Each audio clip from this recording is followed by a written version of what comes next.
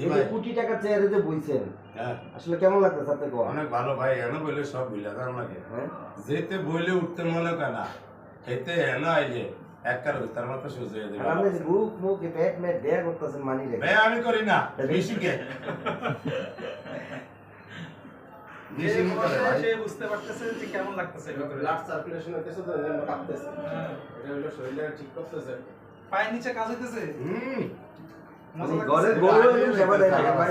ভাবি যে কাজটা যে টাকা দিয়ে ভাবি দিবে না সেই মেশিনে এই কাজটা তার চেয়ে কম দামে দিবে এই মেশিনটা যেটা ভাবির দ্বারা সম্ভব না সেটা মেশিনের দ্বারা না সম্ভব। ভাই হলো কি এত শক্তি আছে না ভাই হলো এত শক্তি হবে একটা সময় কত শক্তি শেষ কিন্তু মেশিনের শক্তি সবসময় একই রকম থাকবে যতটুকু প্রয়োজন আপনার এটা এমন না যে সবাইকে এমন প্রেসার দিবে আপনার শরীরে যতটুকু প্রয়োজন এটা রোবোটিক এআই প্রযুক্তি দিয়ে আপনার অতটুকুই প্রেসার দিয়ে আপনাকে ইয়ে করবে মেসেজ করবে এক কারণে চর্বি টর্বি সব আইলিয়ে লাই আল্লাহ বাসা মানে কি করে চর্বি টর্বি সব এক কানে করে লাই।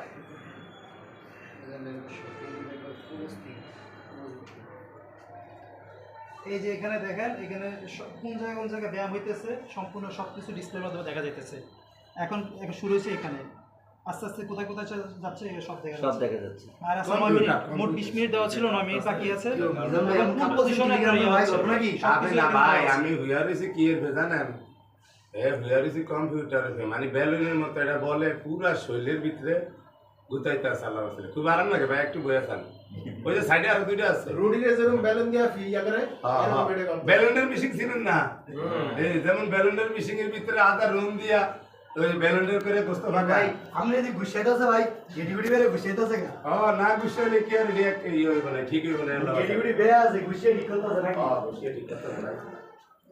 এই মিজান ভাই জি। এই যে আপনি কোটি টাকা চেয়ারের মধ্যে বসে রয়েছেন কারণটা কি একটু কম তো?